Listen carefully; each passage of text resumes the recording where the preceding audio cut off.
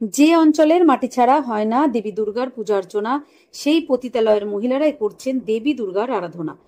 ওই 4 দিন নিষ্ঠার সঙ্গে পূজা অর্চনার সাথে আনন্দে মেতে ওঠেন তারা। তাদের দাবি, পতিতালয়ের মহিলারা গোটা সমাজ সহ সকল সামাজিক অনুষ্ঠান থেকেই ব্রাত্য। বাঙালির শ্রেষ্ঠ উৎসব দুর্গাপুজো হলেও তারা বরাবরই বঞ্চিত থাকে মা দুর্গার আরাধনা থেকে। তাদের প্রশ্ন একটা, যে মাটি পবিত্র বলে বিবেচিত হয়, যে মাটি দিয়ে গড়ে ওঠে দেবী দুর্গার বিগ্রহ, সেই মাটিতে বসবাসকারী মহিলা থেকে শিশুরা কেন বঞ্চিত হবে দুর্গাপুজো থেকে? তাই তারা নিজেরাই দুর্গাপুজো করার উদ্যোগ নেন। তারা সব জায়গা থেকে যেমন বঞ্চিত হয়েছে, যেমন তারা দুর্গাপুজোর আরতি থেকে শুরু করে পুষ্পাঞ্জলি থেকে শুরু করে দুর্গাপুজোর সব রকম জিনিস থেকেই তারা বঞ্চিত হয়েছে। তো যখন এই যৌনপল্লীর মাটি থেকে মা দুর্গা যখন প্রতিষ্ঠিত হচ্ছে, কিন্তু এই যৌনকর্মীরাই সেখান থেকে বাদ যাচ্ছে। তো সেই ভিত্তিতে আমাদের ডক্টর সরজিৎ জানা, যে আমাদের দুর্গার মুখ্য উপদেষ্টা ছিলেন, তো তারই পরিকল্পনাতে যে যৌনকর্মীরা দুর্গাপুজো করবে।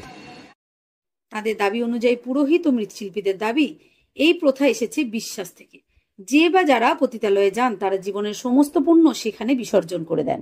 আর নারীর গর্ভেই পুরুষের জন্ম, পাশাপাশি নারী পারে ভালো খারাপ সবকিছু নিজের মধ্যে ধারণ করতে। তাই সেই স্থান থেকে মাটি সংগ্রহ করে মূর্তিতে ব্যবহার করলে সেই মাটি পবিত্র হয়ে যায় এবং দেবীর পুজো সফল হয়। এমনই পতিতালয়ে দুর্গাপুজো হয় দুর্গাপুরের কাদা রোডের নিষিদ্ধ পল্লীতে। ওই সমাজের মহিলাদের উদ্যোগে চলতি বছর তাদের পুজো 7ম বর্ষে পদার্পণ করছে। পুজোর বাজেট নির্ধারিত হয়েছে 3,50,000 টাকা, পাশাপাশি রাজ্য সরকারের আর্থিক অনুদানও মেলে। তাদের এবারের পুজোর থিম, এই মাটিতে তৈরি উমা তবুও কেন এত বিভীষিকা। ইতিমধ্যে তাদের খুঁটি পুজো সম্পন্ন হয়েছে। ওই দিন উপস্থিত ছিলেন দুর্গাপুর কাদারোড দুর্বার সমিতির বোর্ড সভাপতি তথা পুরসভা প্রশাসক মন্ডলীর সদস্য ধর্মেন্দ্র যাদব ও সমিতির বোর্ড সদস্য তরুণ রায়। এই বিষয়ে মৃৎশিল্পী অভিজিৎ রায় জানান, দুর্গার মূর্তি গড়তে যেমন গঙ্গা মাটি ব্যবহার হয়, তেমনি পতিতালয়ের মাটি ছাড়া অসম্পূর্ণ থাকে মায়ের মূর্তি। আমরা গঙ্গার মাটি ব্যবহার করি, গঙ্গার এঁটেল মাটি, বেলে মাটি, আর সাধারণত দুর্গা মাটি বানাতে যৌনপল্লী যে মাটিটা লাগে সেটা তো সবাই জানে, আমাদেরও সেখান থেকে একটু কিছু মাটি আনতে হয়। পাশাপাশি পুরোহিত সূত্রে জানা গিয়েছে, দেবী দুর্গার মূর্তি তৈরি করতে ব্যবহৃত হয় পতিতালয়ের মাটি। বহুদিন ধরে এই নিয়ম শাস্ত্র মেনে করা হচ্ছে। সমাজ যেখানে এই সমস্ত নারীদের পরিহার করেছে, তাদের দূরে ঠেলে দিয়েছে, সেখানে তাদের কাছে টেনে নিয়েছে আদ্যাশক্তি।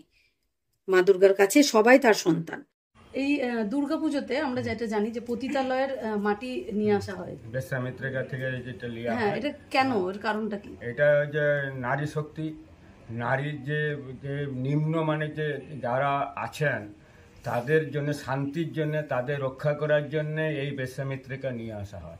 এই বেশ্যামিত্রিকা না দিলে মায়ের মূর্তি হয় না। হিন্দু ধর্ম অনুযায়ী মা দুর্গার মূর্তি তৈরি করতে যেমন গঙ্গার পলিমাটি, বেলে মাটি, গোমূত্র, গোবর ইত্যাদি লাগে, তেমনি অপরিহার্য এই পতিতালয়ের মাটি। দুর্গাপুর থেকে দীপিকা সরকারের রিপোর্ট, লোকাল 18 বাংলা।